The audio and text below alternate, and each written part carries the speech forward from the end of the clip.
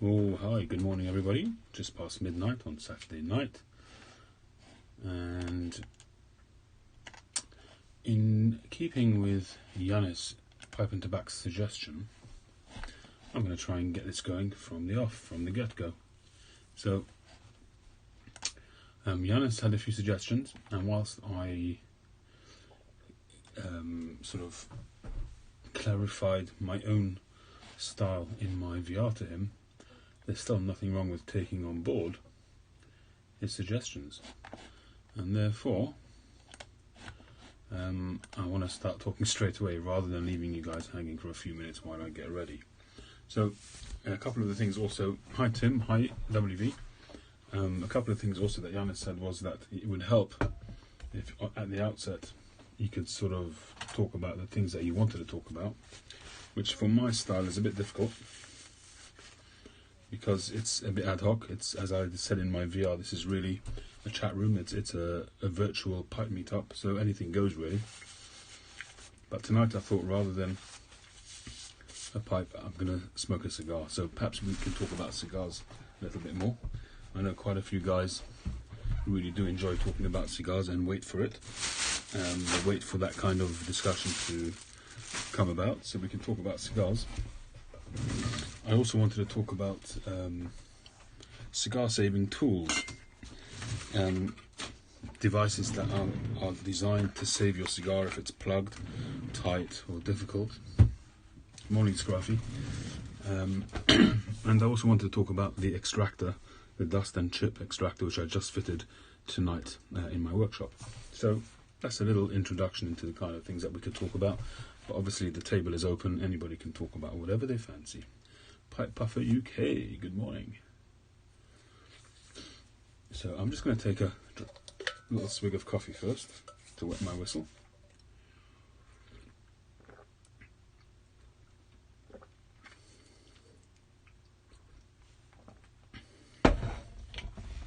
So, whistle duly wetted. So what I was thinking is, first of all, is to select the cigar. Now, in order to sort of set the scene in terms of using one of these tools, which are cigar savers, I should really take out a Cuban cigar, and then, you know, try and find a tight one and take it from there. Maybe I'll just do that. I was going to actually take an Oliva, which is not going to give me any draw problems, so it kind of would defeat the purpose. Hector, how you doing?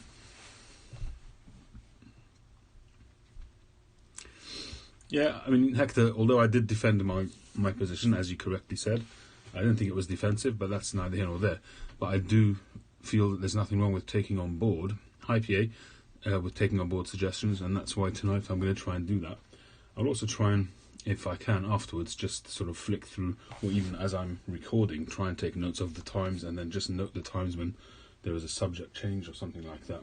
There's no reason why not, you know, to make it more accessible to people if it doesn't, you know, disturb or take away from the overall topic.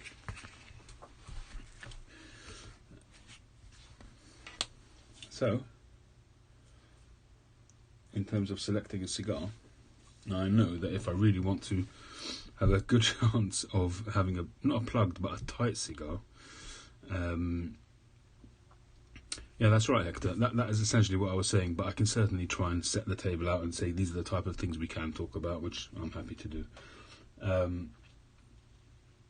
Yeah, so I had a Ramon Ayones limited edition from 2015, which is the Club Ayones. I had one on Thursday, Friday, and it was really tight. Hey, Tree. And I tried to use the tool, and one of the points that I want to actually make is that, well, we'll come to it. So we'll first select the cigar. So as I was saying, if I really wanted to have a reliable smoke, I could take any New World cigar, such as an Oliva Serie V Milanio, and I would be 99.9% guaranteed of getting a good smoke. They also present these beautifully. They really take the time to make it an experience, I think, with a lot of the New World cigars. I'm a big fan of this particular cigar, Serie V Milanio, and They're always very well constructed.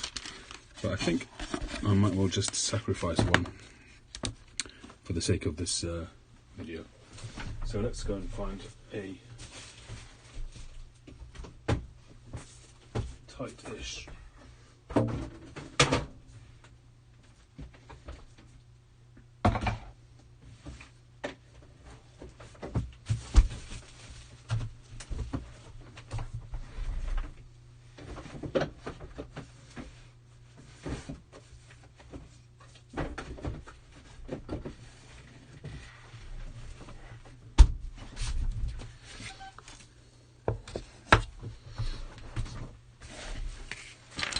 You can get them from most sites in America, Hector. It's not really difficult to get them. I don't know what it's like in Europe. I think in the UK we can get them, if I'm not mistaken. So this, as you guys know, is one of my favourite cigars, the Connoisseur No. 1 from A. Chapman. And whenever I get a new box, it's always a cause for celebration, but it's just sometimes, you get very frustrated with the amount of them. You can see that quite a few will be in the box that I've already taken the cap off but not smoked because they're tight. So this one is smokable but tight, so that'll be a good way to go. Let me see if there's any more that I've decapitated. Hey Lunkin, you're going to Cuba, just don't buy any in the street.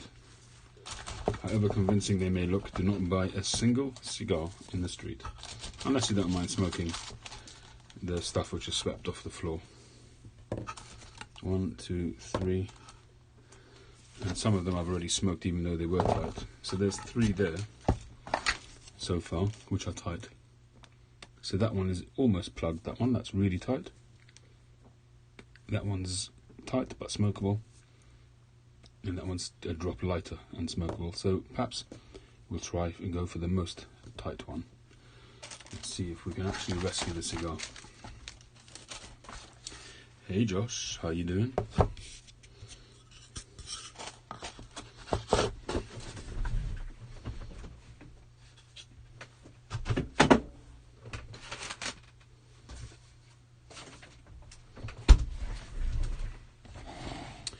Alright, so hey PA, I did say hi to you before. I saw you said hi a few times. I can't always answer on the second, but I do try to review who's coming. But I did say hi to you before, PA. But I just said PA rather than PA Piper. But hi anyway.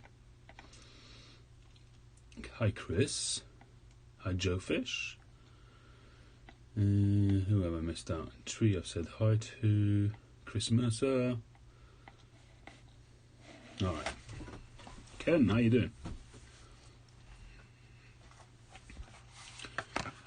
Yeah, we're coming to the perfect draw. We're going to come to that soon. So, this is the A. Chapman Connoisseur No. 1.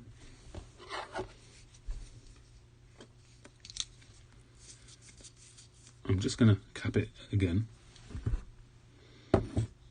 There's still a little bit of the cap left. I'm just going to straighten things out a little bit. You never know. There could even be a blockage right at the top, which you could bypass with another cut. No. Hey Beowulf. Okay, so one of the things you could do is, first of all, you could leave the cigar out for a couple of days. Now, as much as that sounds crazy because you're going to dry the cigar out, but drying the cigar out will actually contract the cigar and take away some of the moisture, which will allow more space, more breathing space throughout the cigar. But I haven't done that here, and it does feel quite squishy. There's 1 or 2 little hard spots, but over here, which is usually the bottleneck, there's one a little bit over there, but by the band, I find always by the band there's bottlenecks, but I can feel some hard spots. But it doesn't feel as bad as all that. So the next thing you can do, besides for drying out, is to just massage the cigar. That will help to spread the leaves inside, move them around, and hopefully allow a little bit of space between the leaves. And that might alleviate the draw a little bit. When you do this, if your cigar is dry, it's going to crackle and crack the wrapper, so you want to be careful with that. This one seems to be quite moist. I didn't say that, Hector.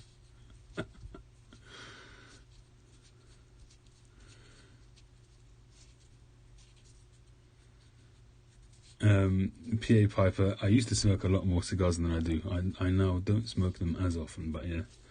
I said that, Hector, when tonight? Maybe in the past. Hey Jordan, how you doing?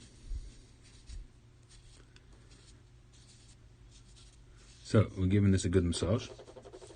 Giving it a good rub out for Hector.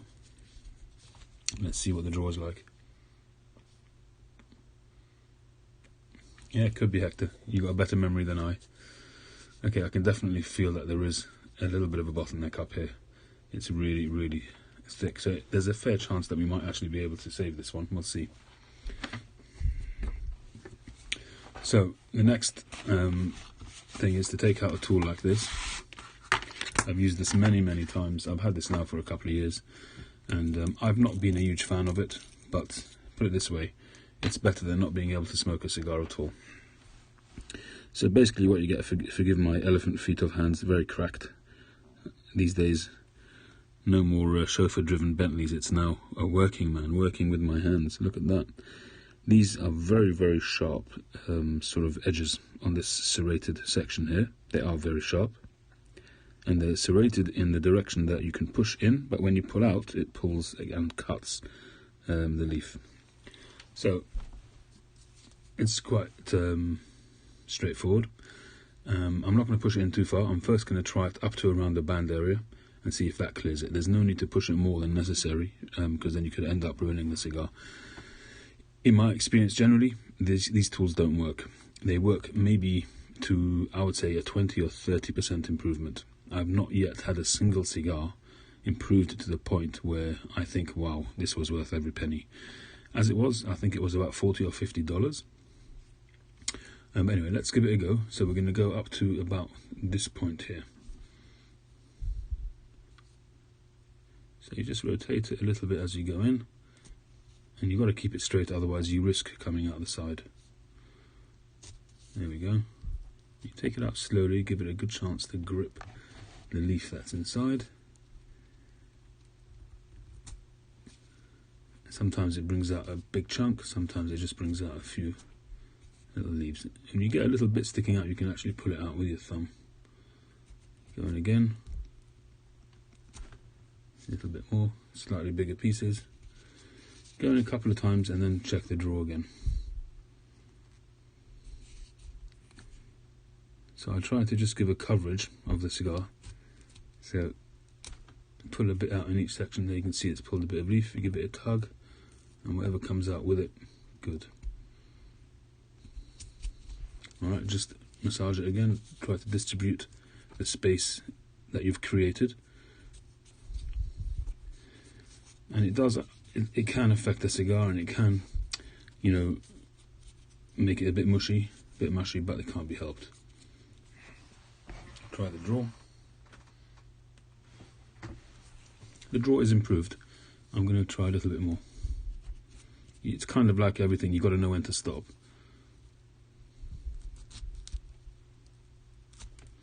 So there's a lot of leaf coming out here.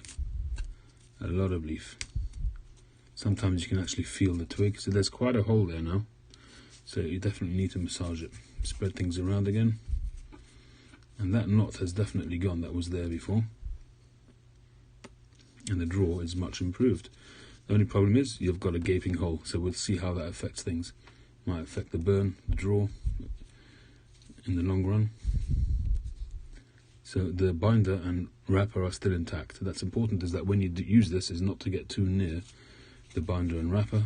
You certainly don't want to pierce that.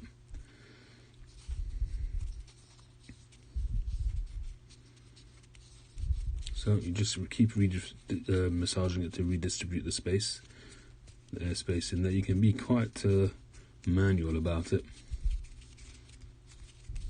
The only time when you can't sort of be quite firm is if your cigar is dry. Then you're just not worth messing around.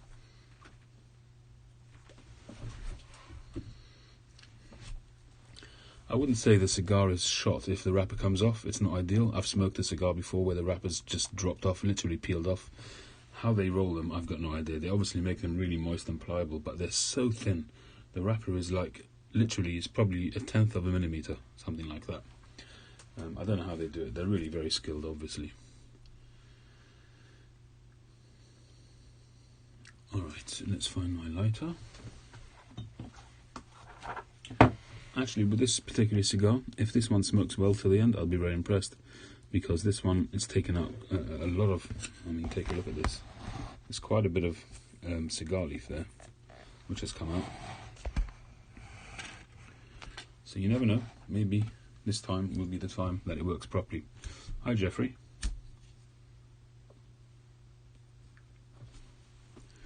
So we're just going to toast the end of the cigar. You can do that, there's nothing stopping you do that. I often smoke the knob of a cigar just by popping it into the pipe like that. I did that not too long ago. I posted a picture on a Facebook pipe forum, and I got quite a negative response. It's pictures like this which ruin things for the pipe community. Gordon Bennett, it's so childish. Some people just want to whinge.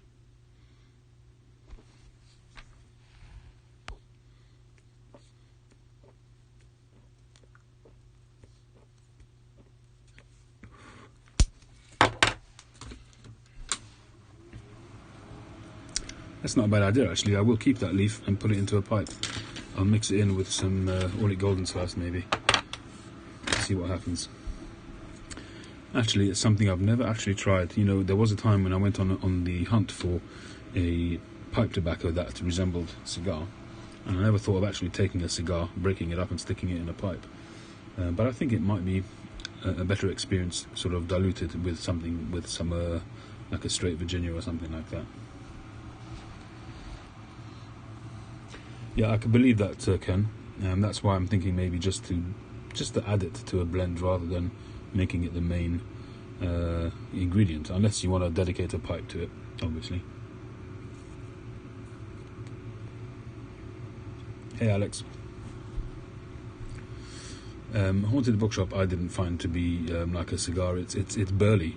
It's a strong burley blend, which to me didn't taste cigar-like, but I guess to some people it might do. But breaking up the leaf, sticking it in a cigar, in a pipe, is a good way for the wife to think I'm just smoking pipes, I suppose.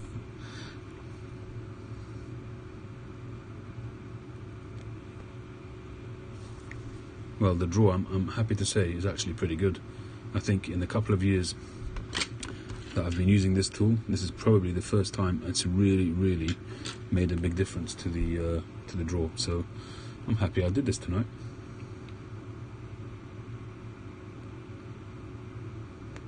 I was thinking of you, Brian. I thought of changing things up and doing a cigar video tonight. So we've been talking about saving Cuban cigars in particular. She's upstairs watching. No, I don't think she is. She's in bed.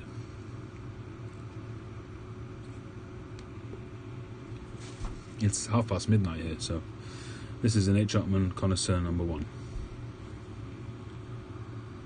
One of my favourite cigars. In actual fact, Tim can probably vouch for this. There is an H. Upmann Royal Robusto, which is a bigger cigar. It's LCDH, it's La Casa de la Habana release, and it's kind of this cigar on steroids. It's a little bit more floral, it's a little bit more aromatic with a small A, and it's just a little bit more refined. It's got a bit of more of a ruddy wrapper on it, and I've got some of those on the way, so I'm looking forward to getting those.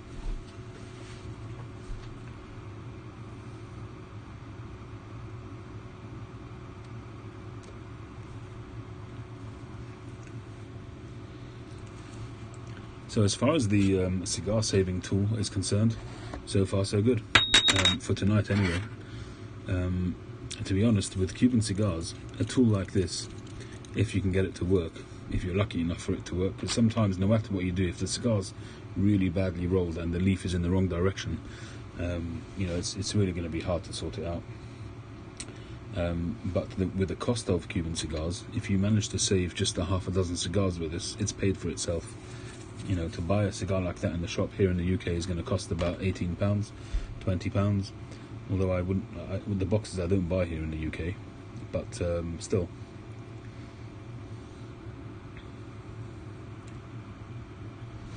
I thought you had. I've seen you smoke a Royal Robusto, Tim.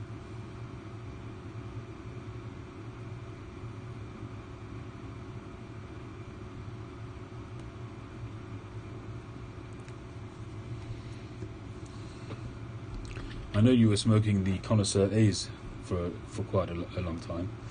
Don't know if you've got any left. When you showed your Humidor, you might have had one left. Or was it 5 left? I don't remember.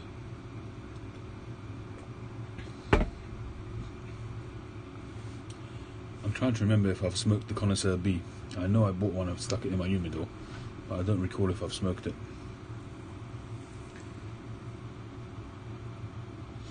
Yeah, I mean, Cuban cigars to buy in the shop are crazy money.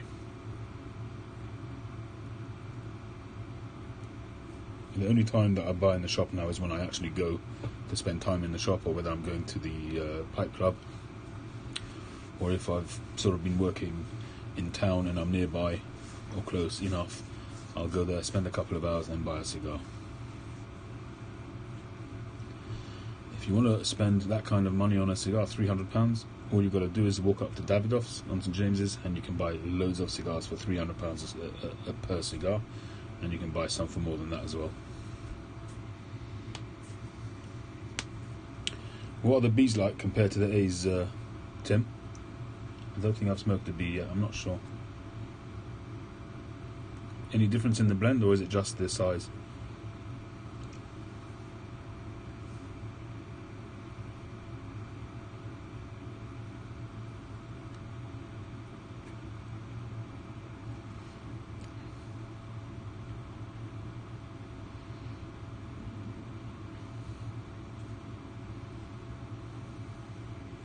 Cheers, Jeffrey.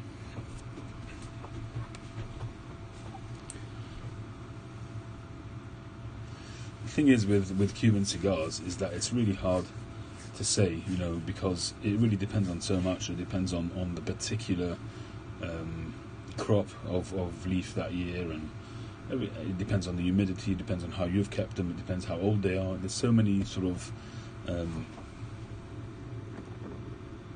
factors which contribute to the success of a cigar. It's hard to really say, but if you have enough of them, you can make those comparisons, I guess. Not many people are that rich, Paul. I'm certainly not. I wouldn't, unless I won the lottery, I wouldn't be spending £300 on a cigar. That's for sure. Although I do have a few that are worth that, but those were gifted to me over the years.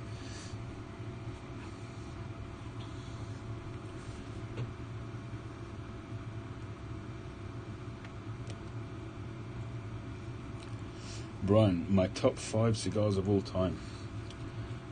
Well, if it's top 5 cigars of all time, regardless of availability and being a regular line cigar, then I can try to name. I haven't really given it a lot of thought.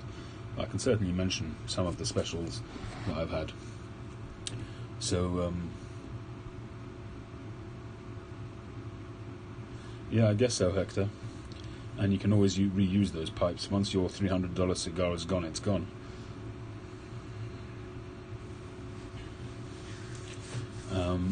Hey, Jin. So in terms of the cigars, the top 5 cigars, not in particular order at this stage because I'm kind of thinking off the cuff. So the H. Hartman Connoisseur number 1, I would simply say, simply because it's my number 1 go-to cigar. That means a regular line cigar which you can buy pretty much any time. It's not the most commonly found cigar in cigar shops that sell H. Hartman cigars. The Connoisseur A, I think, is probably more commonly found. The number 1, because it's a smaller cigar, I think it's a 48 or a 49 ring gauge by about 5 inches, so it's just shy of a classic Robusta size.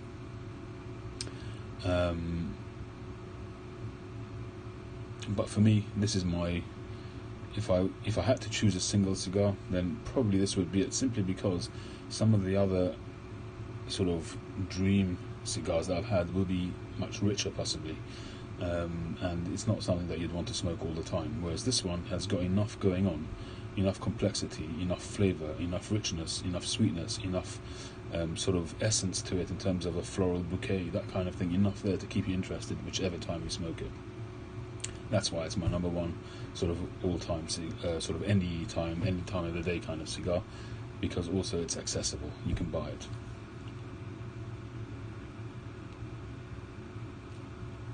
And the prices are generally good because they're not so popular, I think.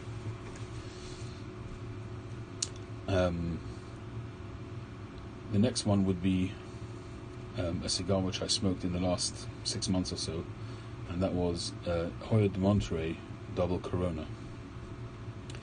The Hoyo de Monterrey as a brand for me is not so. I'm not so hot on that brand. I find them a little bit too mild, and they're not full enough for me.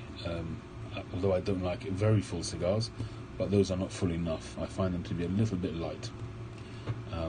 It's kind of like, although they're Cuban, but the non-Cuban Davidoffs for me, I find also a lot of them, I find them to be very, very light.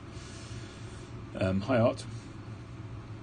So I would say the double Corona Hoyo de Monterrey is an exception. So I've had plenty of the Epicure number 2s, which is a classic, one of the top cigars, Cuban cigars in the world.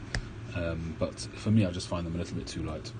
But the only thing with Hoyo de Monterrey is that when you get them aged, they take on this beautiful, sweet, musty kind of flavour, classic Cuban, but it's a little bit sort of more concentrated in the Hoyo de Monterreys, I find. So if you manage to find an aged Hoyo de Monterrey, they're fantastic cigars. And when I did the video of that double Corona, I think I said at the time that it was the best cigar that I've ever had, and that's a very rare thing for me to say.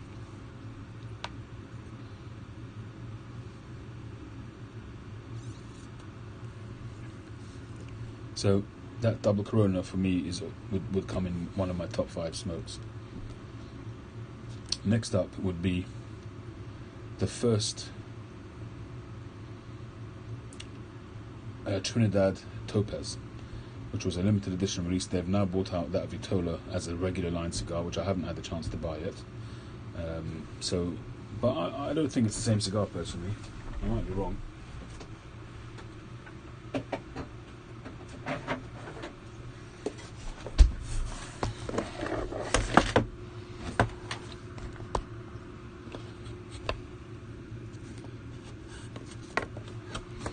So this is the Trinidad Topaz. This is a 2016 limited edition. Now, if you look at the wrapper, the colour of the wrapper is kind of a chocolatey brown. It's medium brown. You look at the Topaz release; it's got a much lighter, almost, I wouldn't say claro, but almost claro coloured wrapper on it. So I think that it hasn't got the same wrapper. Generally speaking, the limited editions tend to have darker wrappers. So I'm not so sure that it is the same blend. It's the same Vitola, probably, same size. Limited editions tend to have leaf, which is 3 to 5 years aged. So maybe that's a difference. Maybe it's not aged that long. So it's the same blend, but just not as aged.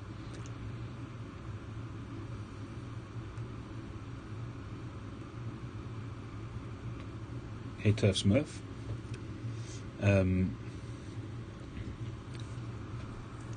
So where are we up to now? We've said the H. Chapman Connie number 1, the Hoyo de Monterrey Double Corona, and the Topaz. So the first one, I've had other ones since then which I didn't enjoy as much, and I find often that with a new blend, a new release cigar, often none of them ever match the first one. For some reason, there's some novelty factor, there's an excitement factor, or if I'm doing a video, I'll only usually do the video on the first one that I have, and that will, unless I revisit it a year or two later. But generally speaking, so when I'm videoing it, I'm focusing on it more, so I'm enjoying it more usually. So the Topaz was definitely one of them. The next one is a Cohiba, the Robusta Supremos, a very, very valuable cigar nowadays. That was also a 2014, I think it was. I think it was a 2014 release, a really fat 56 ring gauge, by about a 4.5 inch, something like that. So it was a really fat cigar, and that was just, a cigar for putting away, for laying down. It was an investment cigar. I actually bought 4 boxes of them, and with the idea of selling them off for when my daughter got married to help to pay for the wedding, and that's exactly what I did. And the time worked out very well. I sold 3 boxes. 1 box I smoked, and I sold 3 boxes. And I made a modest profit on them.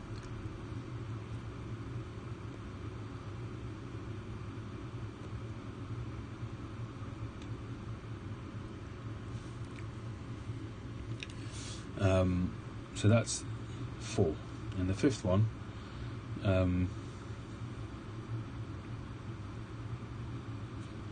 I would probably say, although I haven't smoked one in ages, and I really would like to, but I just can't afford them, and that's the Cohiba Robusto, classic Cohiba Robusto. It's a cigar which I really like, but as I say, I haven't smoked it very much recently. I was smoking them a couple of years ago, quite regularly.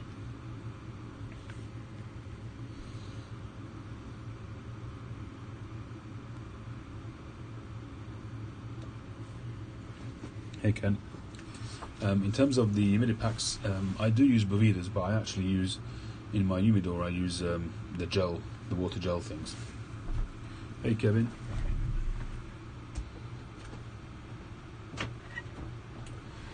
So I have a couple of these Cigar crystal clear Humidor humidifiers. I have a 5 gallon thing of pure water, and that's what I use. I top it up every so often.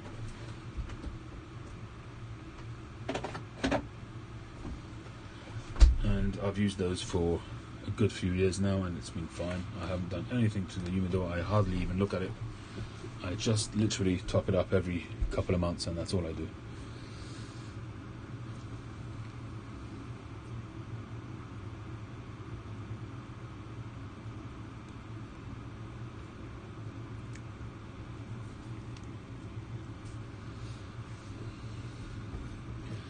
So what are your favourite smokes there? PA Piper, which cigars? The Melanio is, I would say, if I had to pick one as a non-Cuban, I would probably pick that. In terms of non-Cuban, some of my favourite cigars have been the Drew Estate Undercrown series, and I've really enjoyed the Shade, the Maduro, and the Sungrown. They've all really been, I've gone through all of them and really enjoyed them. I've gone through phases where I've smoked each of those. The Serie V Melanio, I originally started, when I first smoked the Olivas, I smoked the Serie V, and then I discovered the Melanio, and I don't like the Serie V anymore.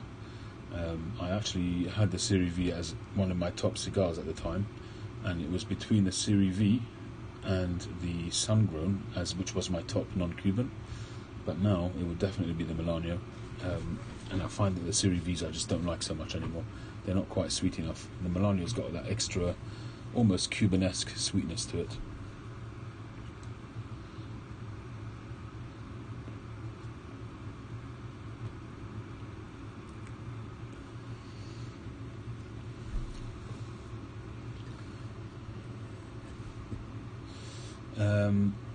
I'd love to get some more Padrons. They're really expensive here, but I would love to smoke some of the Anniversary Series Padrons.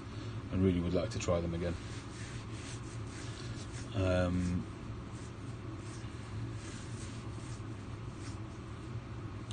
That could be Tim. I don't remember what it was like. I probably did a video at the time. But I do have some nice non-Cubans in my Tupperdoor. I don't smoke them that often. But it depends what you're talking about in terms of the best value cigars in the UK, Joe. It really depends on what you're looking for. If you're looking for a premium Cuban cigar, long filler, then you're going to pay for it. But if you're not, then suggestions right there: Hamlet cigars, Villager cigars, King Edwards. You know, I haven't had those in years. I have had them in the past, but I haven't smoked them in years. But if you're looking for long filler in terms of price, I would send you over to an H. Upmann Half Corona. It's a small cigar. It's a 44 ring gauge, so it's at least got some girth to it. But they're a great cigar. They're a cracking little cigar, good for maybe 40 minutes, 45 minutes, depending on how you smoke. The Giuliani is actually very nice. For a $5, it must be a really small one. When I first started smoking, I smoked quite a few of the Giulianis. They are actually good. I remember buying it, and I think I bought my first one in the Cuban Cigar Club in Newcastle. And I actually enjoyed that. Quite chocolatey, if I remember.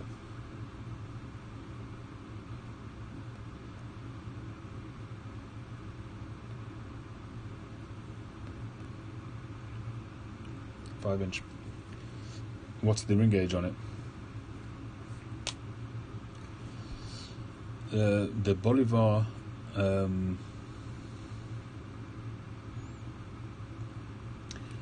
Piper, you're talking about the Medio Corona.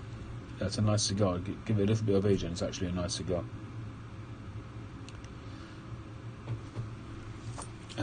What was I trying to say? The Bolivar, the Bellicoso Fino, that's right. That's my favourite Bolivar. Very nice smoke.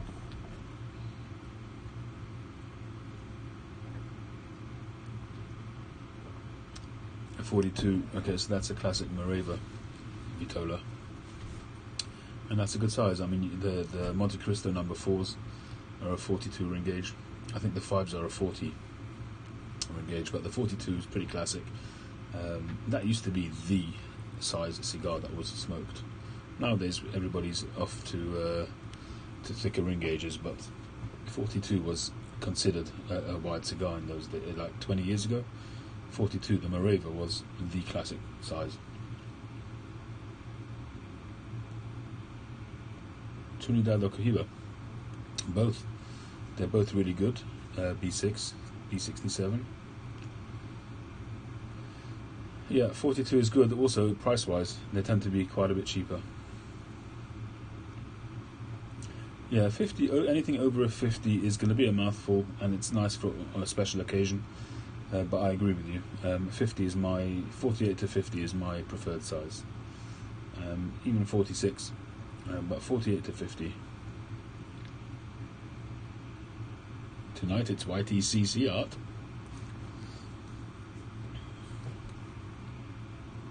I'm actually quite impressed that this actually worked. We did the cigar saver on this cigar, and it looks completely beat up here at the head, but still, it's smoking pretty well.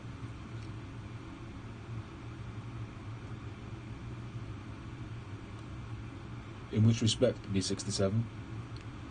In which respect do you feel you get more for your money? Do you mean that you get the same thing but it's cheaper? Is that what you mean? Quorums are a nice cigar as well. I went through a pack of those. That's quite a time ago. I don't think it was it. I'm not sure if it was the Maduros or the regular.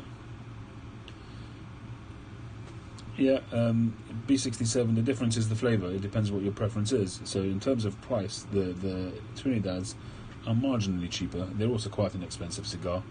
If you want to get something similar to the Robusto, to the Coro, the Cohiba Robusto, then you're looking at the... Cheers, Jeffrey. All the best. Thank you very much. If you want something similar to the Cohiba Robusto, you'd be looking at the Trinidad Vigia. The Trinidad Vigia is a very nice cigar. I do find that one also needs age. The Cohibas certainly need age.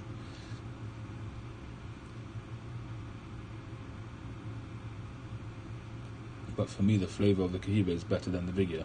The Vigia is a little bit more vegetable, more green, tea-like flavour. But you know, either of them, if you get a good one, they're both fantastic smokes.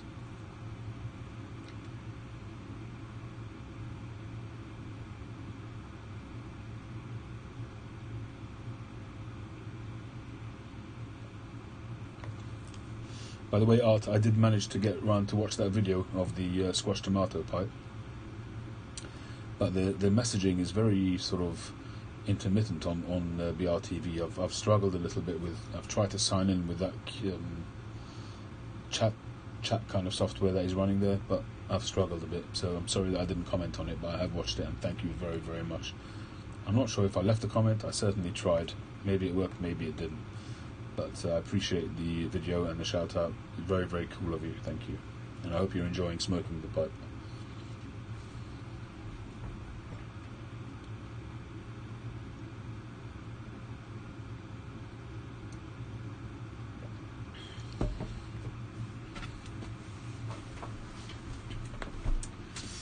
So this evening, where are we?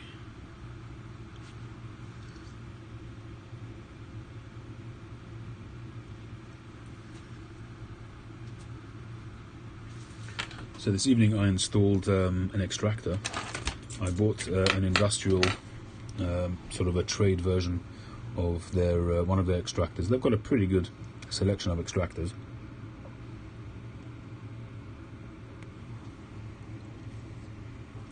And some of them are good for collecting dust, and some of them are good for collecting chips, wood chips. And I wanted one that would do both. So I actually spoke to them about a week or two ago, and they recommended one for me. And so I bought it. It came on Wednesday or Thursday, and I have just installed it tonight earlier. And it's a bit of a beast. It's huge. And that's one of the smaller ones. Anyway, I hung it up in the garage, and it was a wall-mounted one. Relatively easy to install. But it wasn't plain sailing. I had trouble lining up some of the bolts that you had to. I'll show you a picture and I'll show you what I mean.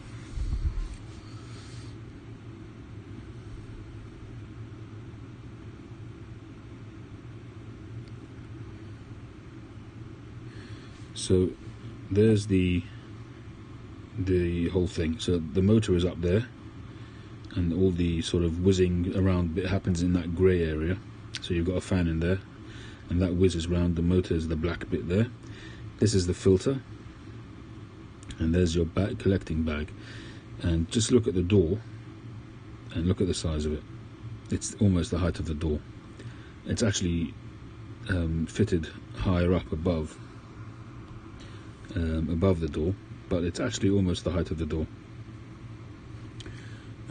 Noise-wise, it's not bad. It's certainly better than the vacuum cleaner that I've been using up to now. And eventually, when I make myself a proper workshop, which I'm kind of looking at doing, what I'll do is I'll leave that there, and I'll be next. I'm looking at building a workshop right next to the garage. So what I'll probably do is run a hose through the wall into the workshop, and then I won't have any noise. You do get a bit of noise at the end of the hose, which comes through. So you can see I've put the hose there, and I've attached it to the frame of the workbench, and it's really quite close, and it does the job. And I could actually sand without a mask, which is, for me, is an amazing boon. I still will, when I'm sanding, use a mask, because some dust still goes up, but I don't have to use the big face mask, and I can use a smaller mask, and that will definitely free me. And at times, if I really wanted to, I could even have a pipe in my mouth. Once I perfect this, maybe I see a lot of the pipe makers, they build a little structure to grab all the dust, and I have to really work out the best way. I've got one of these big mouth hoods, which I tried installing. You can see all the little screw holes there. But it got in the way of my shaping, my hands. So I have to really work out the best way. But I will make some contraption once I get a proper sander. At the moment, I've still got this sort of pad attached to a drill, which makes a hell of a racket. But once I get a motor with a proper French wheel, then hopefully I'll be where I want to be. Much less noise, and life will be a lot better. I tried to rig this up by the lathe, but I didn't see a huge improvement in that. But we'll have to see, and I'll have to see what other people do. Maybe ask some advice. I do have ear protection as well. I usually have some in-ear earphones on, so I can listen to music or radio or something like that. I do have a very big funnel, which is made for the purpose. I bought it from Axminster as well, but it just was. I'll have to show it to you another time, but it just takes up too much room. But for sure, dust extraction is extremely important. Sometimes when I've spent a few hours in the shop, gone to bed, and then next morning, you can feel your chest is clogged up, and you got to sort of get things moving and cough it up. But it's definitely not healthy, because that fine dust, just stays in your lungs, and it's not good.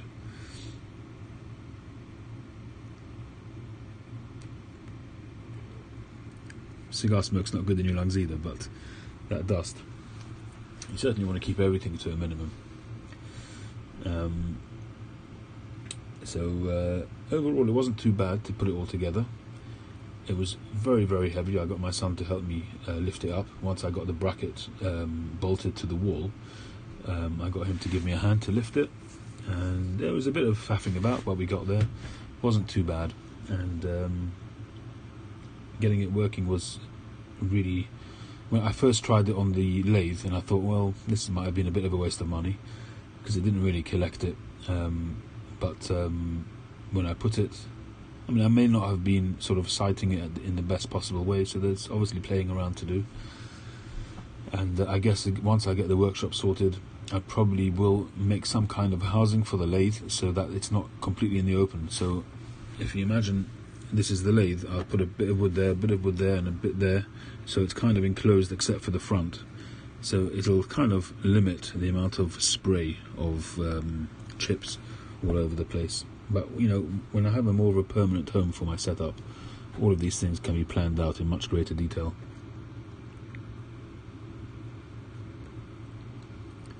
Yeah, so that's what I've been using up to now, Art. A wet dry vac, a workshop vacuum cleaner, designed for a workshop. And it used to take about 20% of the dust when I was sanding. It took about 20, maybe 30% of the dust away. I had to wear a mask, and recently I've been wearing a powered full-face mask, which is actually very good. The only problem is that because of the plastic shield, the static on it, it attracts all the dust like a magnet. No, I'm not planning on renting a workshop. I'm planning on building one next to my garage.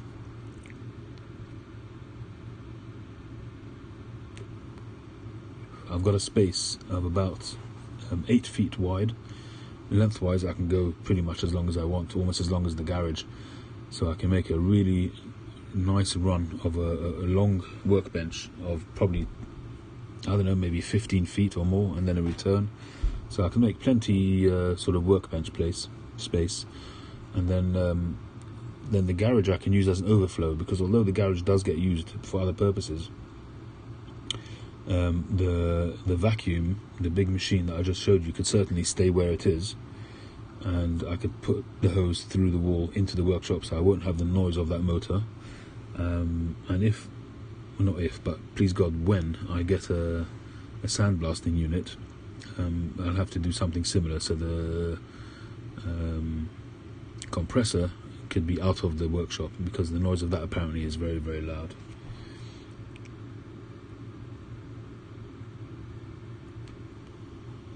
Oh, you're paying attention, North Country Fisher. No, I don't think I'll make it bigger, but at least I don't have to feel guilty about building it.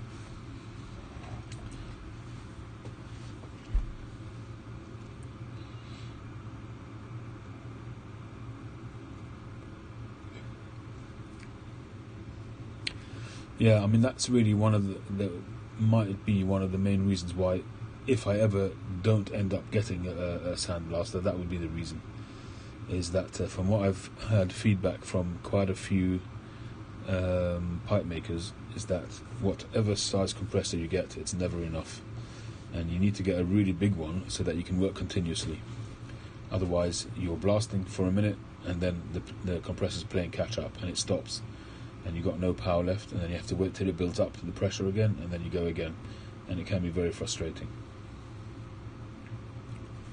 No, my neighbours don't smoke pipes.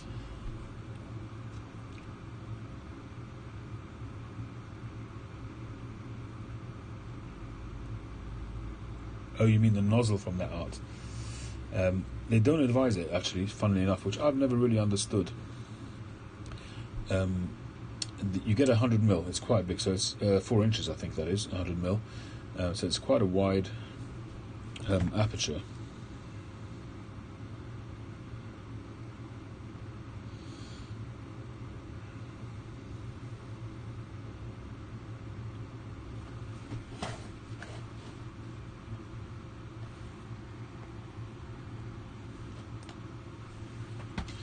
Hang on, I've just got to plug in some power.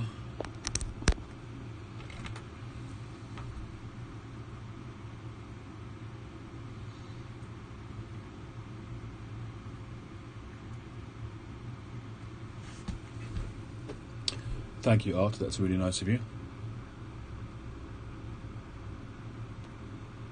60 gallon. Have you done sandblasting, Jordan?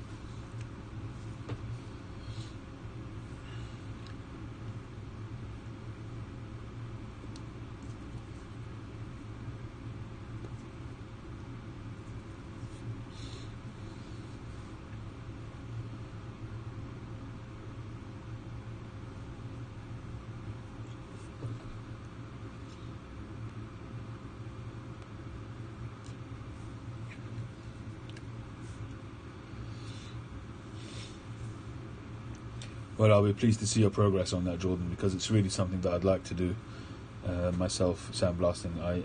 Sandblasting finish is probably my favourite finish on a pipe, even more so than smooth.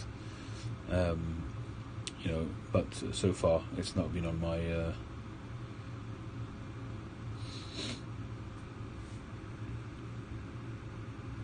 my short-term horizon as yet.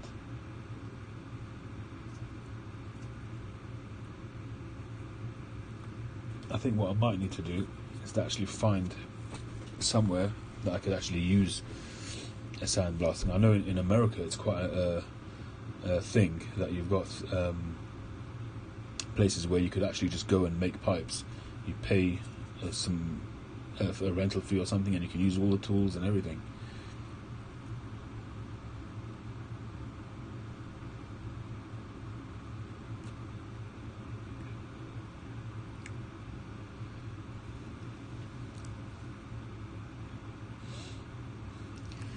Right, Stonehenge. I'll be honest with you, I know I'm a complete novice. I know nothing about compressors. I know nothing about sandblasting.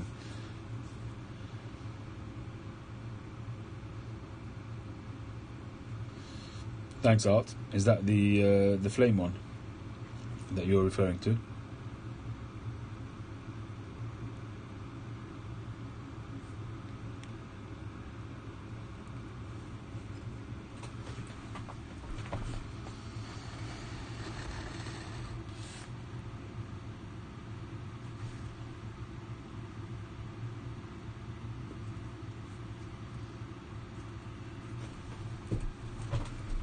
Well, I've still got quite a few pipes available. I actually started reworking some tonight as well. I've got 3 which I'm reworking, some which I've made quite a while back, and with sort of newly developed skills, especially the staining, I'm doing some more reworking. So for instance, this one here, which I did recently, this one's got the sort of contrast staining, which came out pretty well. But I'm now reworking a sitting Dublin. I'll show you the pictures. So you guys may remember that pipe.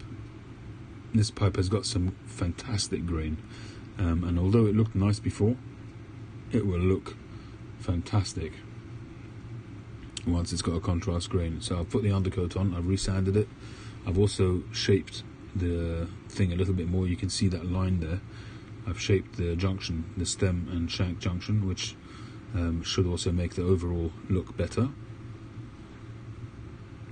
And once that's taken back and you take off that sort of, I actually didn't undercoat it black this time, I did it a dark brown, and there's about 3 layers of dark brown on there. That's soaking in overnight, and tomorrow I'll get cracking on that and see how the grain looks and decide what stain I'm going to use. I'm thinking I'm going to go something similar to what I did with this one, which is a nice fiery orangey kind of stain.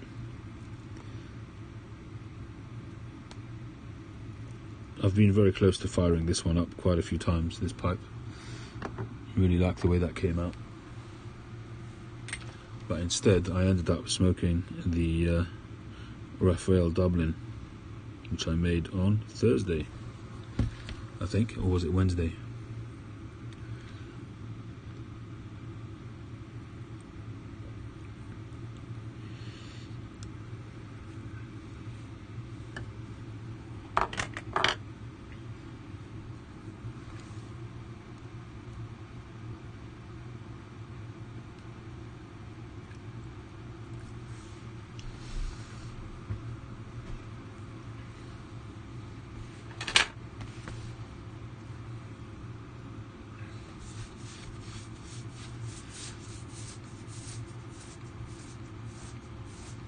My most pleasurable one, Brian, as I said earlier, was most probably that double Corona, Hoy de Monterey double Corona.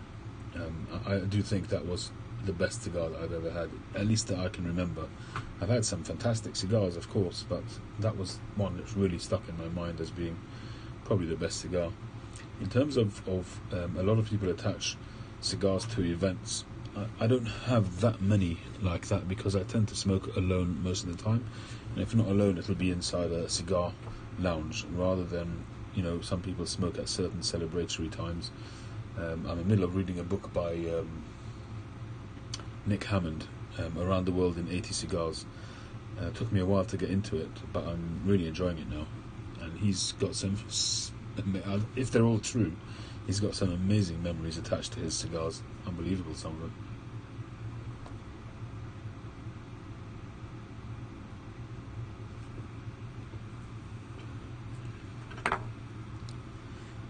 Rusticate, rusticate, rusticate.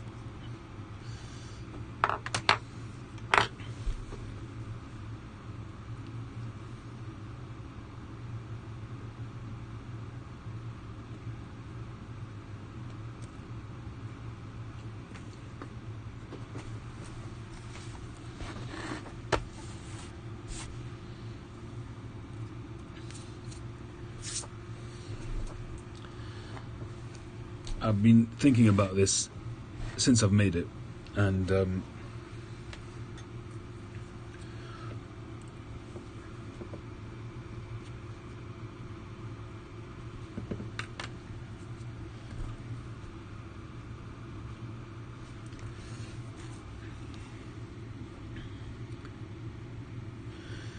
I've been thinking about what I might do with other versions of this, and I think in terms of the way this has come out, I'm thinking of actually alternating between the layers of doing.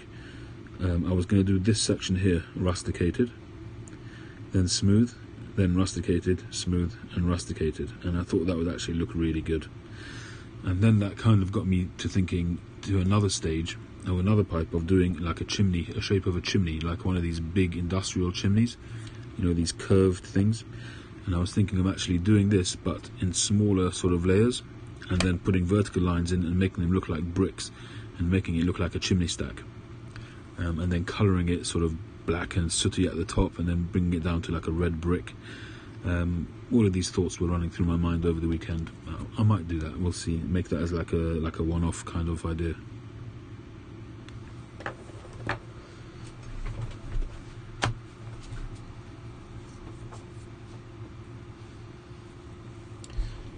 Yeah, I mean the Castello one, that goes all the way around, and they're quite a bit thicker. It's almost, I think theirs is like a horn shape, and that kind of goes round, and it goes at an angle over here. How they did that, I've got no idea, because you can't do that on the lathe. I would love to take that all the way around, but I just don't see how you can.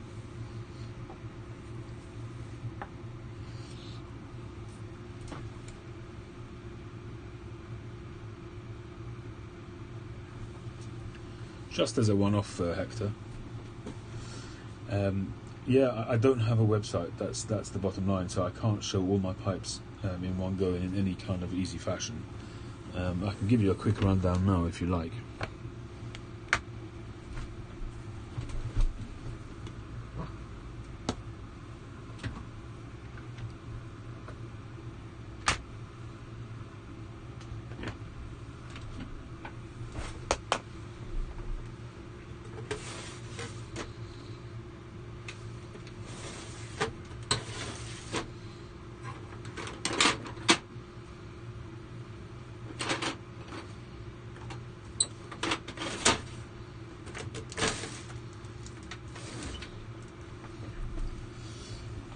Yes, I am on Instagram. It's Smoky_Sim.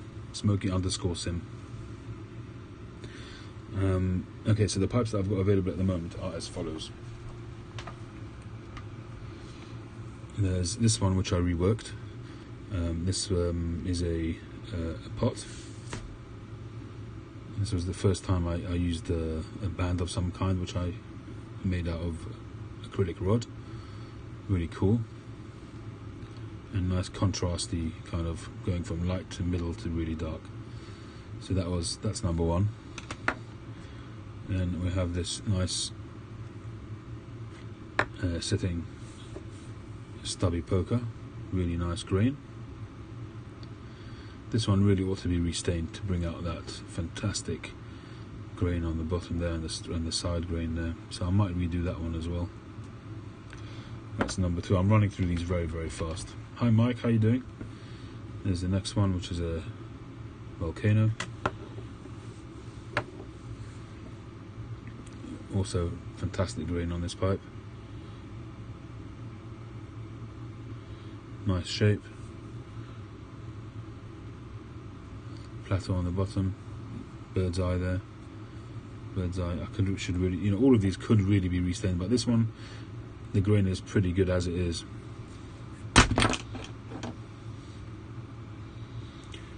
And you've got that one, which I call it the angel or the cherub. Reverse plateau. Fantastic grain on this one too. You can see the ring there. That would make an awesome sandblast. You can see the layers of ring all the way going up there. Look at this. If you look closely, can you see there the sort of faint lines going across? Jagged lines, goes all the way up. It'd be beautiful ring grain. Next one. Nice golden contrast on that one. Horn shape.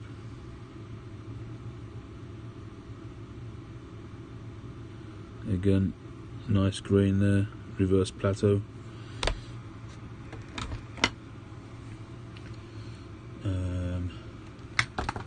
And there's this one here, so I'm not sure that I'm actually selling, but it's one of the pipes which are there as unsmoked.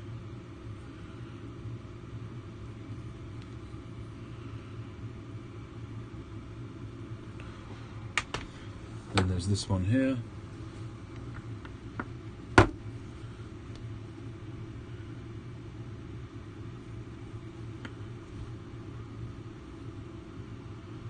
Nice bird's eye.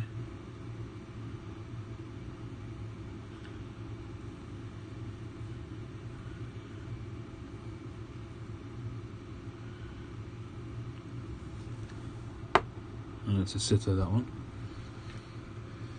And then we have my homage to Ian Walker's Quebec. This was a copy of my Northern Briars Quebec, which he made for my birthday, which is dated there. So that's, if you can see it there, it's kind of taller, but it has its similarities. Let's put it that way.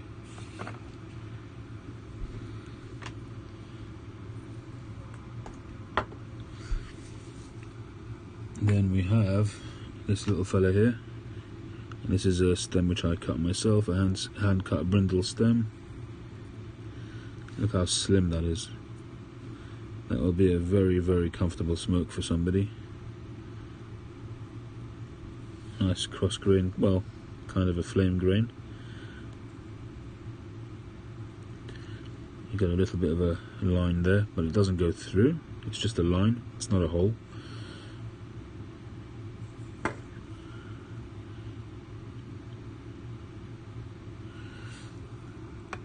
And then we have this Cigar Natural.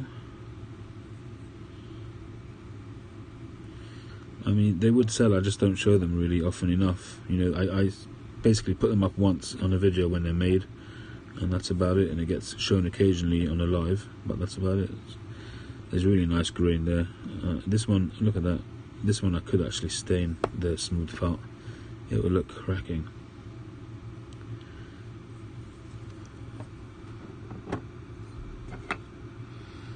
And we have this beautiful pot. This pot will make somebody a very happy person, I can tell you that. It's got a stupendous grain. Beautiful grain. Nice thick walls. very well drilled. You can see the grain, the bird's eye inside. I haven't even sanded that. Perfectly drilled.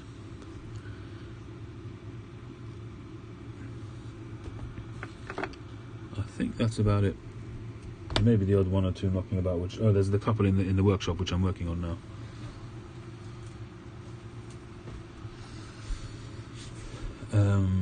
Yeah, I do need to. I do need a website, but I'm not a website person, to be honest. I do need to do it. I may end up having to get somebody to make one for me, but the problem is to get a professional to do it. It's just too expensive.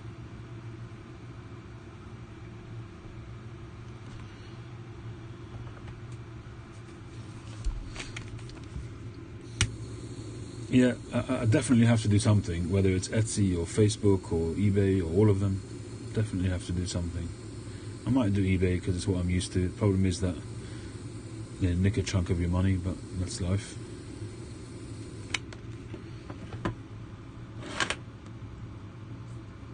To be honest, I don't like Facebook. I use it, but I don't like it. I'd much rather use something which is more universal, like eBay. Although Facebook is universal, but in terms of marketing, I don't know how many people use the marketing side of it.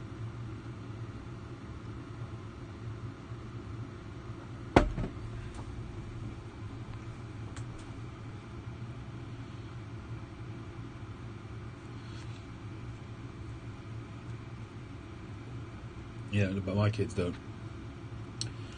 None of my kids can set up a website, as far as I know. Although my son, my 23-year-old or 22-year-old, he's just started his own business. It's like a fleet car management. And he does have a website, so maybe I'll talk to him. Maybe he can give me a hand. I think he used one of the companies like Wix or one of these websites that help you through the process. Maybe I'll have to do that.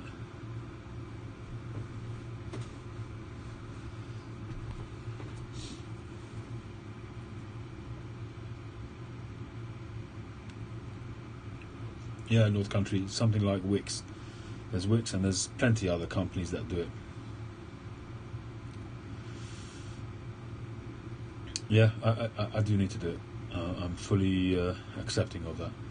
Wibbly or Webbly, okay. Yeah, there's loads of them.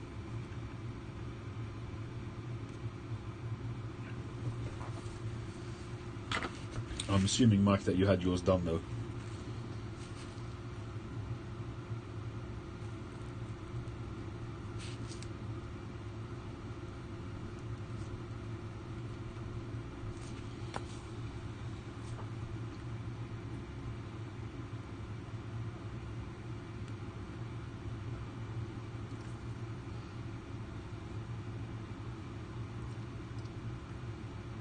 A pro in WordPress. Weebly.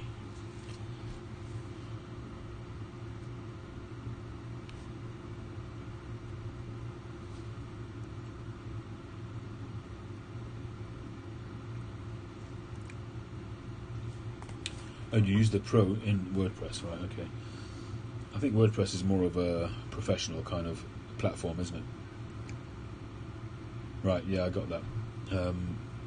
I think WordPress is a bit more. I think you need a bit more knowledge for that, if I'm not mistaken. I don't know. I'll be honest with you. I did try Wix a while back for my pipes, but I didn't find it as intuitive as the adverts would have you believe.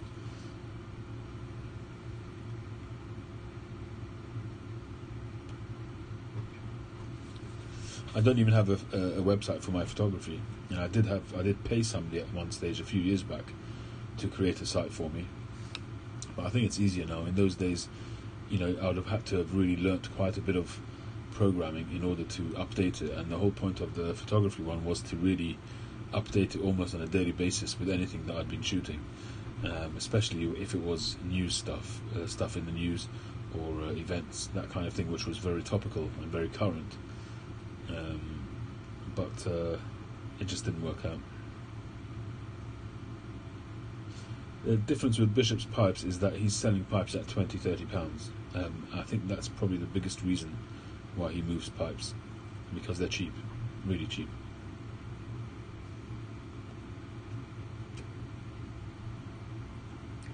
But I've seen his Etsy page. I'm not sure about if I've seen his Facebook page. But I'll have a look and see how that works.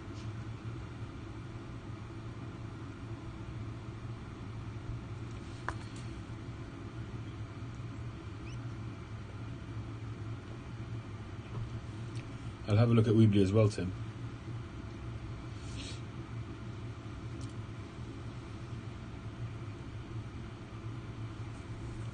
Yeah, well, I guess so. It's all about the links. You know, if one link doesn't work, then it has a knock-on effect, I guess.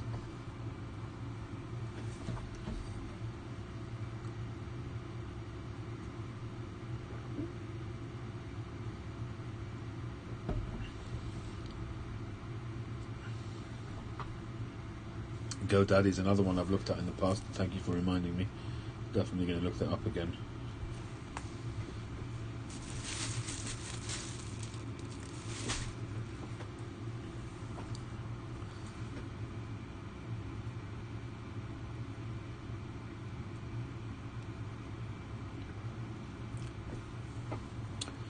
Going back to cigars, has anybody tried the La Aurora cigars, the ones which come in a torpedo kind of metal container? I do have one in my Tupperware, and I'm wondering if they're any good. I mean, I think I looked it up and I didn't quite like what I read. Anybody had any of those? Enough to have an opinion on them? You know, Tree, are you off to a car boot tomorrow?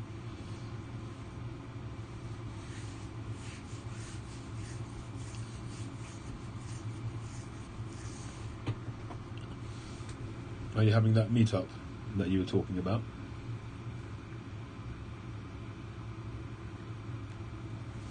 Let me grab that cigar.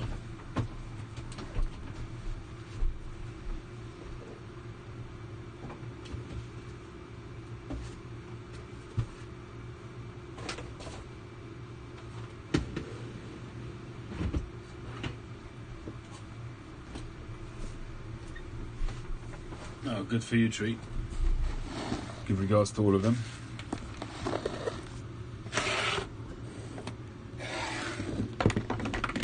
No, let me just get this out of the way. Hi, Naptown. So this is the one I was talking about. La Aurora. La Aurora. Ooh, that Tupperware smells good. Ooh. This is what I've got left in my Tupperware. This was full to the brim a while back, but I've given most of these away now, so I don't smoke most of them.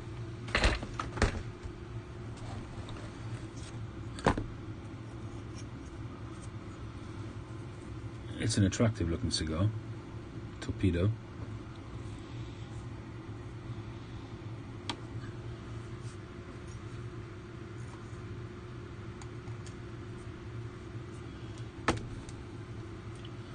Got a Melania Churchill.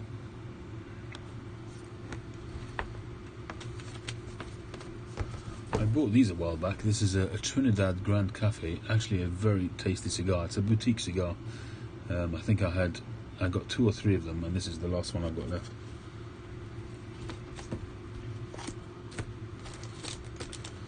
What else have I got that might be interesting? I bought this a good few years back now. This is a Flying Pig and Maduro Undercrown. Just haven't got to smoking it. Herrera Esteli, that's a nice smoke. Had a couple of those. Term Dial, message retracted. I didn't see that.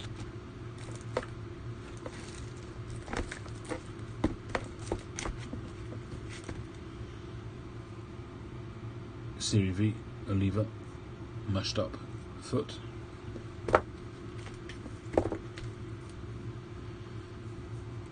Venganza.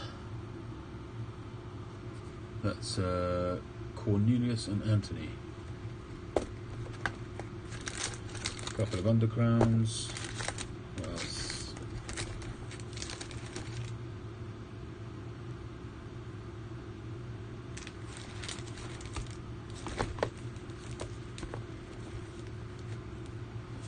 This was gifted to me a while back. It's a huge cigar. It's called Draconian by Recluse. It's like an interesting shape. It's like an oval shaped cigar. Big old fella.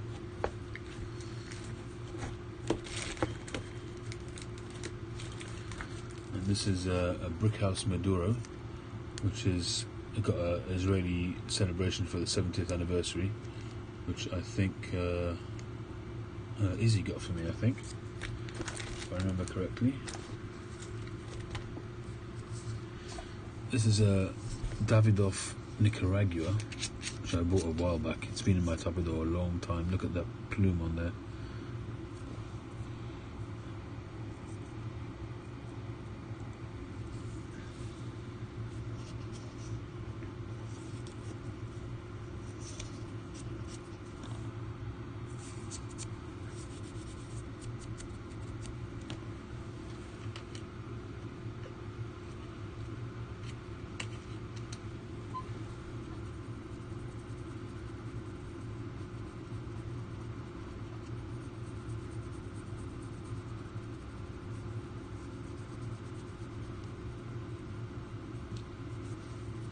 There we go, good as new.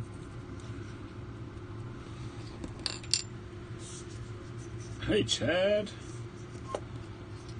Hey Snoopy. What else have we got that's interesting?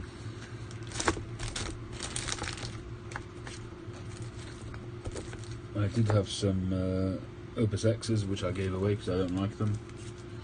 And we have this hand-rolled Debonair, don't you know? Ultra premium Debonair. A lot of these I just don't get to smoke because I generally know that I won't like them. Some of these are supposed to be really good cigars. Donna Flor Selecao.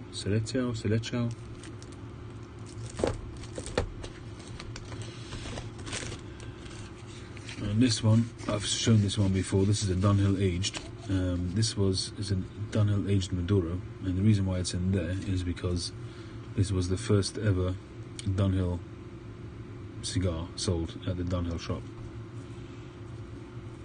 The first ever of the New World Dunhills, and now of course they've stopped making them, so there's still plenty of them out there.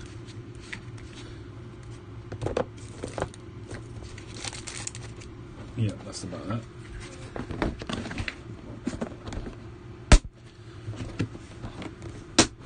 Oh, the Arab, the Saudi Arabia one. I'll smoke it one day. I will smoke it. It's got to be the right occasion. I'm just worried that it'll be a huge anticlimax. Hey, Scottish Gaucho.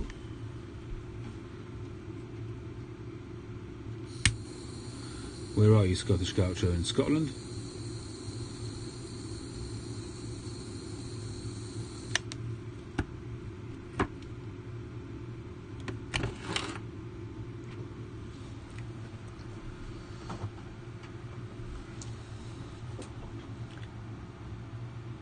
Argentina.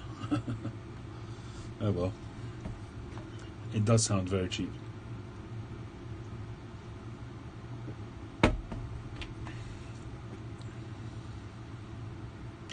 I don't know if it's an anticlimax or not. I won't know until I smoke it.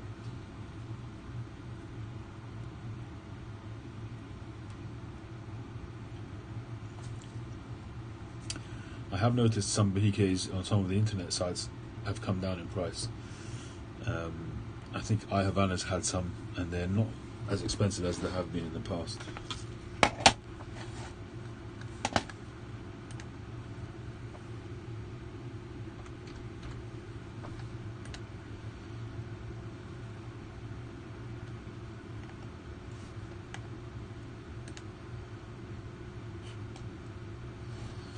Well, it's still expensive, but not as expensive. So they've currently got all of them in stock.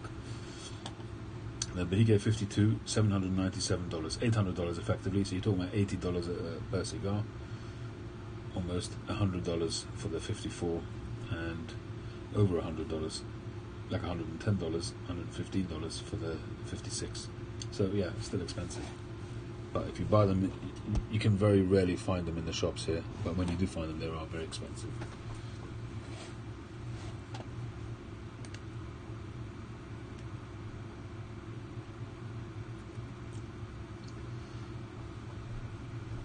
Yeah, Sea Smokes. Cigar tonight. Decided to change things up a little bit. OCD, how you doing? Well, like I said, if you go to Davidoff, PA, in St James's, you can find plenty of cigars selling out way over that. You know, Cohiba Robusta Supremos from 2014, they're, I think, about £180 per cigar. And they've got some Cohibas there which are, you know, you can spend £1,000 on a single cigar.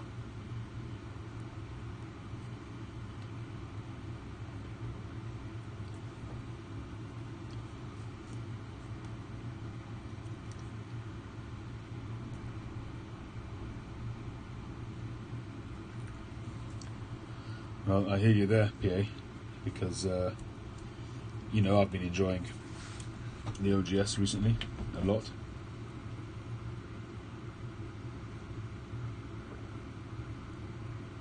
Oh, sorry, North Country, if I missed that. Can you keep a metal cigar in your humidor? I don't see why not. Oh, metal cigar tin. I wouldn't advise that, no, personally, but it depends. If it's, I would have the cigars inside some greaseproof paper or something like that it comes with, or on a piece of cedar or something like that. And if the tin is in the humidor itself, that should be fine, but the cigars themselves shouldn't be touching the tin all the time, ideally.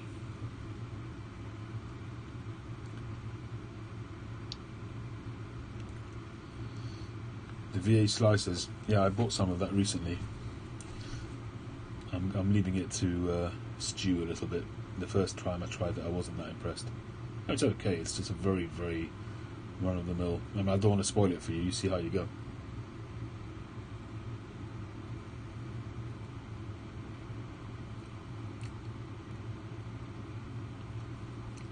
It depends, where was that? Which Davidoff place was that, Sea Smokes? Hi, Daniel. By the way, Daniel's done a Yabo, everybody, so head over to Daniel's channel, check it out.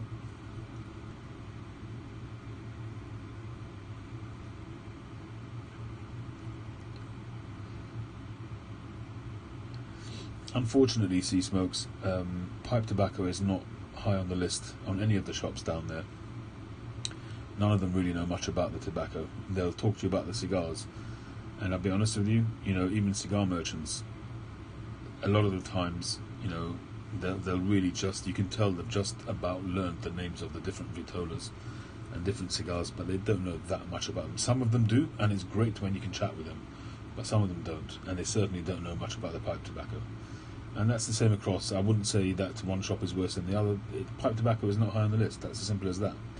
All of them, Davidoff, JJ Fox's, and Dunhill, they're all cigar merchants, primarily.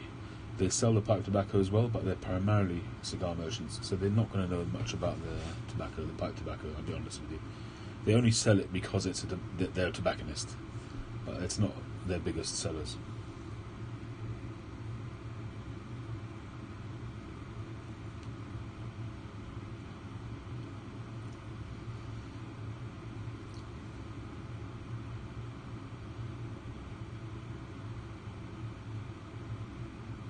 They're all great, they're all good shops, but in terms of their knowledge of the pipe tobacco, I don't know.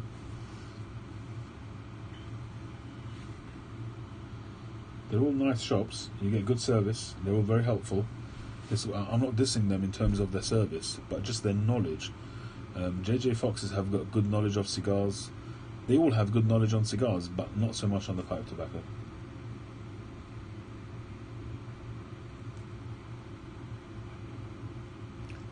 You can get 6mm filters, Daniel. They're just a little bit more expensive, and they might restrict the draw a little bit more than the 9mm.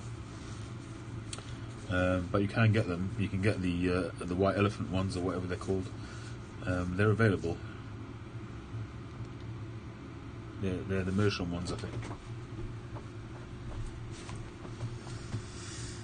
When am I selling number 100? Well, I'm up to 80 something, 87 or 88, so not too far away, I guess. Art.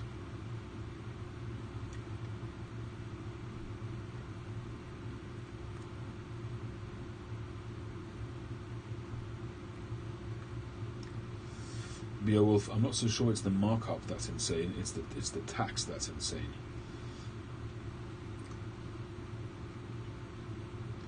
.320 with 6mm filter for sure. Savinelli standard is 6mm unless it's a freehand or an autograph, but even those you can get in 9mm and 6mm. But the standard now, I would say that 90% of Savinelli pipes come with a 6mm drill, which I find very frustrating, but the vast majority are 6mm. I don't know why they do that, but to me it seems a bit pointless. They should, but I guess it means that they can make narrower stems, shanks. But it would seem to me more sensible to make 9mm. But there you go.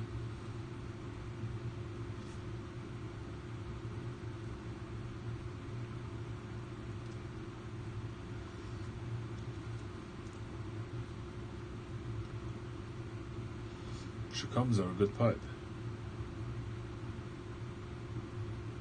Yeah, but Hector, you don't have much choice on the 6mm. There isn't really much choice out there. It's only those Meerschaum ones, I think, and the draw, I think, is more restricted. Yeah, I agree with you, the draw is restricted.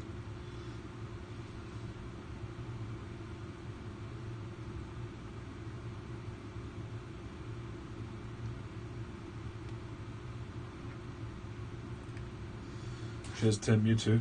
All the best.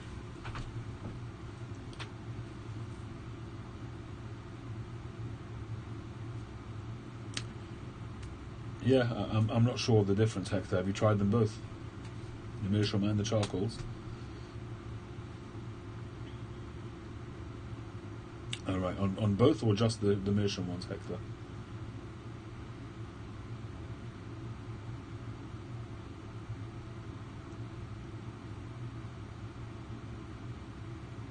Yeah, if you can manage without the filter, Daniel, just stick the adapter in, absolutely.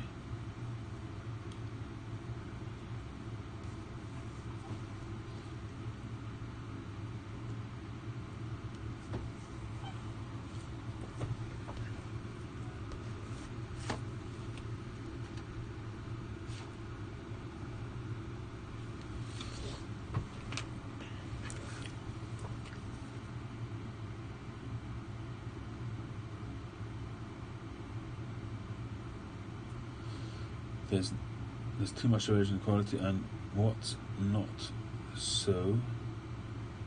I get just the ones from the US, I think they're factory rolled. Not quite following you there, Beowulf.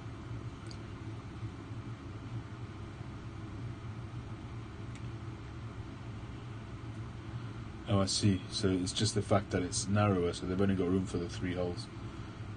I have had a couple of 320s in the past, Daniel.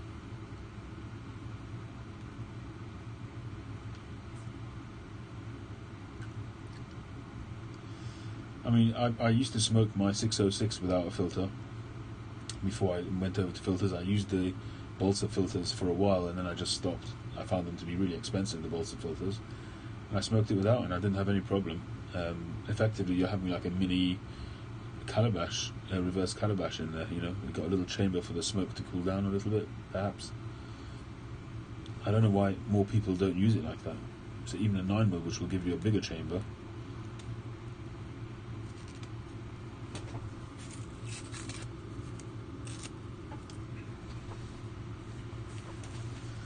The nub Maduro, it's been a while since I had nubs. I smoked quite a lot of the nubs. I really enjoyed the nub cigars, actually. Oh, it's been a long time.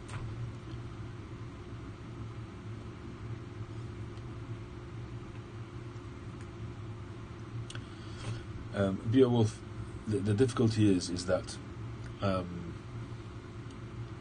with Cuban cigars, for some reason, the consistency, they just don't seem to be able to get it right. They're a lot better than they used to be, but there's still a fair percentage. A fair percentage of any box that you buy is going to be tight. Whereas the non-Cubans, they've got it down pat, and they just consistent one cigar after another. Every single one smokes well. Hector, I would agree with you on that, on the reverse calabash. I've tried a few reverse calabash pipes and I see no difference at all. I agree with you.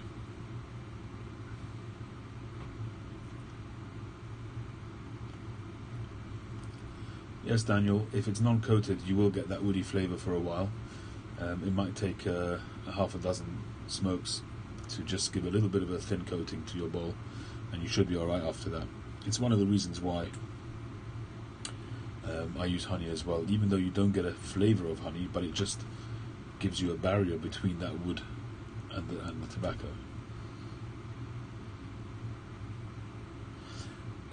OCD, yeah, you missed the first part of this live. It was about the perfect draw, and I actually did a demonstration on this cigar at the beginning of the video, and it actually did help this cigar, which is a tight cigar.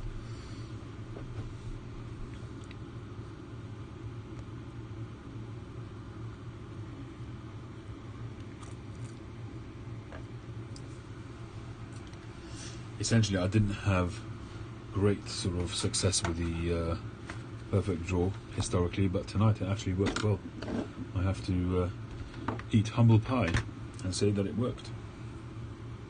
It did its job, so I shall have to revise my opinion of them.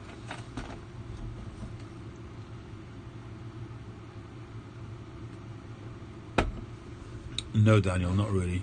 Hi, Matthew. It's I'm smoking as an H. Upmann connoisseur number 1. Daniel, not really. I can't say that I ever really got any sweet honey flavour from it. The purpose is not really to get the flavour. The purpose is to help build the cake. So when you smoke it, it burns that honey, it caramelizes it straight away. Maybe you get the faintest bit of sweetness, not honey, but just sweetness.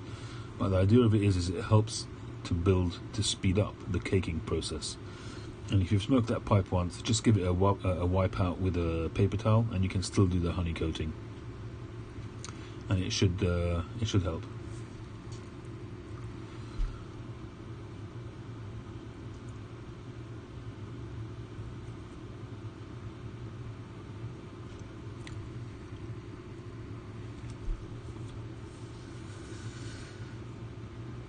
I really am quite impressed with it, because it really has not worked for me up to now, this perfect draw tool, and it actually has saved the cigar.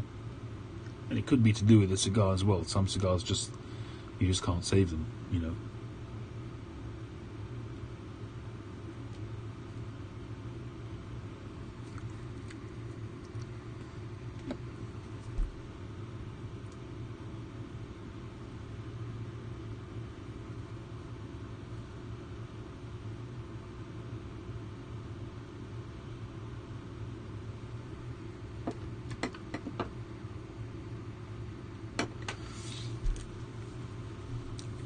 The budget Cubans, the Guantanamera, I haven't tried. I used to have one in my Humidor, but I probably gave it away.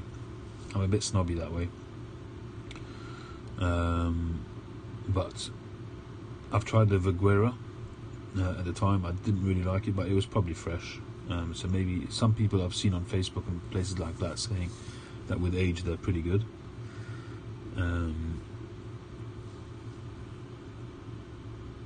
Good night, Naptown. Thanks for joining. You read somewhere that Churchill pierced all his cigars. Well, it could well be that's how he decapitated them. Rather than cutting them, he may have pierced them.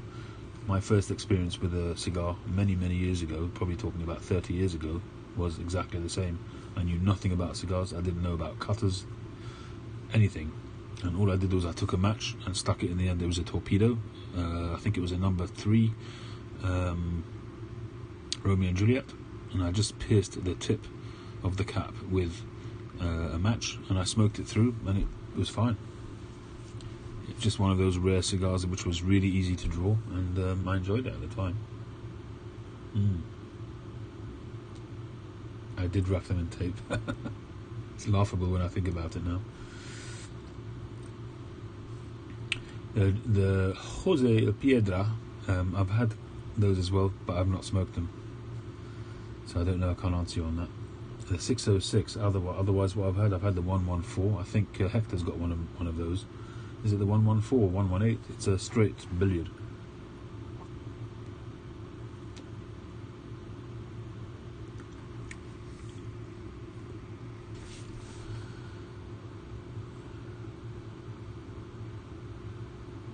Yeah, Daniel, watch Artie's channel. If you go back a little bit on Art's channel, you'll see how he converts the 6 mils to the 9 mil quite easily. Yeah, when he got to the end and if he stuck a match in, that was purely to save his lips, because the cigar would get really hot. So you stick a match in at the end so you can bite to the cigar. You can hold the cigar by biting the match. That's probably why he did that.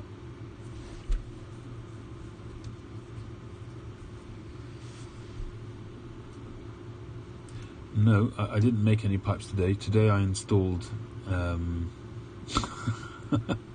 tight Yorkshireman. Today I installed the extractor, the dust extractor, and that's working pretty well. Not so well on the lathe, but it works very well on the sander. I'm really pleased with how it works on the sander. So what I've started doing is just reworking some of the pipes, which some of the earlier pipes that I'd made, which I felt could do with a little bit more tightening up on the shaping and also restaining. So that's probably what I'll be doing tomorrow, is finishing those off. I've done the undercoat on one of them and I've sanded another two, but I haven't hand sanded them, so I need to just get the sanding how it should be. Then I'll do the undercoat on the other two, and then I'll do the staining on the one that I did tonight.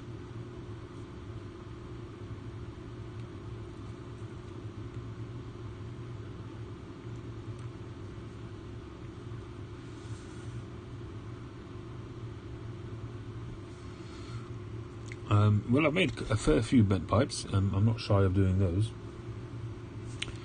There's one which I've made, which is a fairly bent pipe, and that worked out pretty well.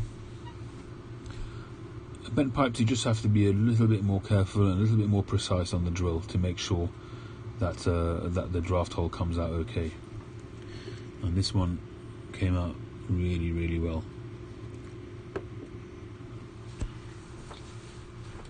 I do want to make a pipe where it's almost full bent, and with the stem really bending round almost at a 90 degrees, because I like the way those clench. But in terms of cutting my own stems, as I say, I've done a few of them, which I did this one, which worked out really well. This is a hand cut brindle stem, which came out very well. That'll be a very comfortable pipe. It's like light as a feather, the pipe. So this one will be really nice. A nice, comfortable stem. But yeah, I definitely do need to do more hand cut stems. But I think on the pipes that don't need it, I won't. It's just too time consuming. And the price level that I'm charging, it just doesn't make sense for me to do it. Obviously, I have to sort of take that step if I want to sort of progress, but at the moment, time-wise, I just couldn't do it. I don't think I could do it on every single pipe. Occasionally, every so often, I wanted to do it on this pipe because I wanted this to really be a very special sort of handmade pipe, and I may well venture into it again, just change the stem and put a handmade stem on it. Could be, but I think some pipes, say for instance, somebody's asked me to make a shape 55, and that one is really hard to make from a pressed stem because the shaping is really unusual. So that one will need to be possibly a handmade stem. We'll see.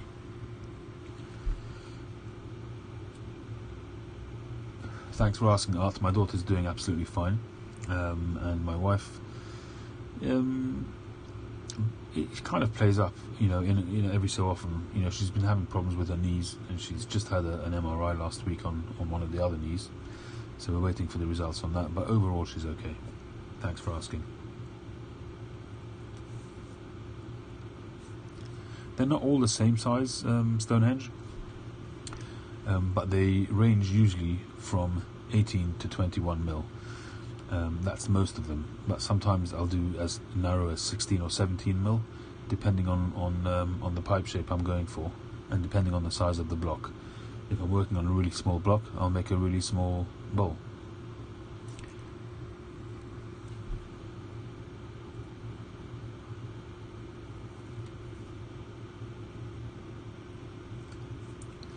And depth-wise, no, they're not really all the same. I go with the flow. I go with what works and what looks balanced. You know, I don't sort of constrain myself to particular measurements. I just go with the flow most of the time. At the moment, certainly 9 mil is easier for me because that's what I've geared up for, and that's really what I'm doing all the time. But I will move over. I've got to just really make a pipe from scratch to be specifically non-filtered, and then line up the right tenon with the right drill bit so that I've got a good fit, which I don't have to mess around with. To start cutting my own tenons, I'd need much better machinery for that. Well, not necessarily better, but different.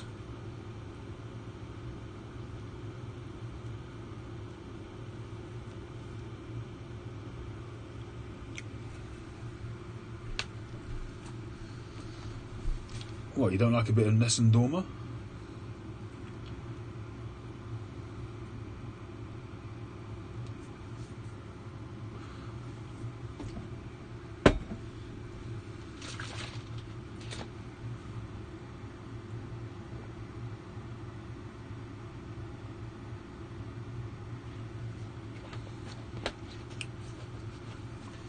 Yeah, I think we worked that out, OCD. It was actually my son, Daniel, Raphael, who's known as Rafi, and I may well stamp his name on this. This is the Rafi inspired pipe. My 9-year-old boy.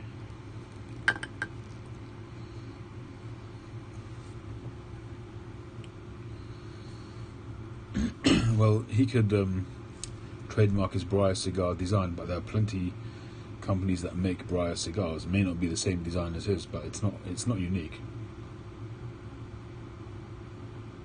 And the 55 doesn't seem to be unique, because plenty companies do them.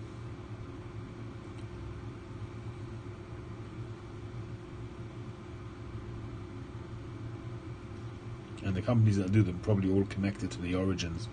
I'm sure Mike can give you the background on that. But historically in Italy, they're all a lot of the carving houses are all connected via their ancestry, so they might all have a claim to those shapes.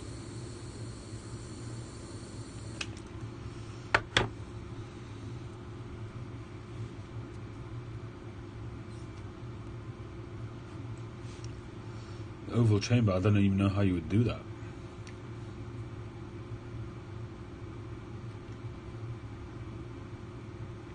Well, it's certainly a song that Pavarotti made famous, but I personally, my favourite singer is probably Andrea Bocelli.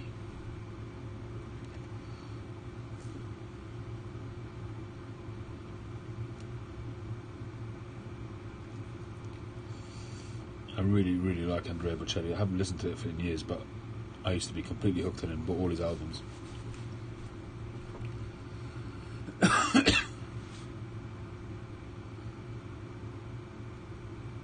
Right, okay, I got you, Mike. Maria Callas. Screech!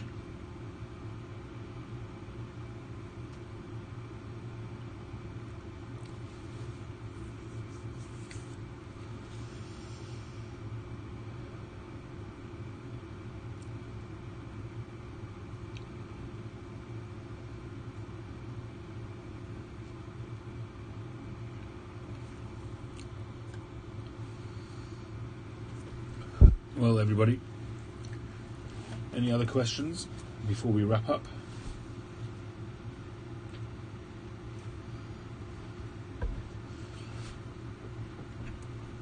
I'll just give a shout out again to Yanis of Pipe and Tobacco. I watched his video earlier on and took note of, despite the fact that, despite my VR to him, which I said right at the beginning of the video, despite my VR to him in terms of the way I do my lives, certainly taking on board some of the things that he said.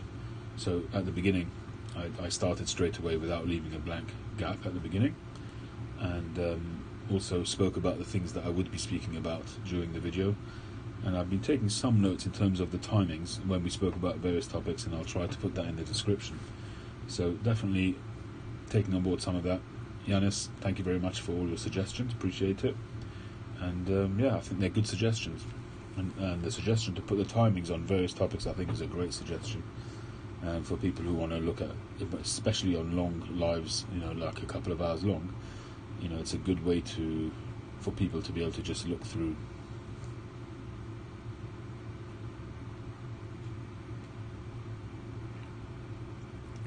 Yeah, I saw that, Chad. I haven't seen your video yet, but he spoke about it, so I'm taking that on board as well. I think it's a great suggestion.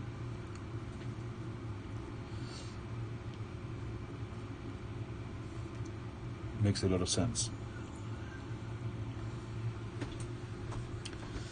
Alright, people. Thanks very much. What do I think of poker-shaped pipes? They're a nice shape.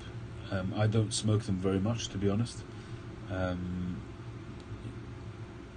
tend to find that often they're quite heavy, but it's not a natural shape for me to smoke. It's a nice shape to look at, but it's not a natural shape for me in terms of the shape of a pipe to smoke. Nothing wrong with it, and you've usually got a decent bit of briar on it, so it should smoke cool, most of them. Yeah. Anyway, PA Piper, thanks very much. Snoopy, Chad, North Country Fisher, B.O. Wolf, Josh, Stonehenge, Daniel, OCD, Mike, Art, North Country Fisher, Matthew Rowe, Ryan Moran. Sorry, I did see you. I mentioned the Jose de Piedra, Naptown, who's gone already, and everybody else. Thank you very much for joining. I hope you've enjoyed it, and I will catch you on the next one.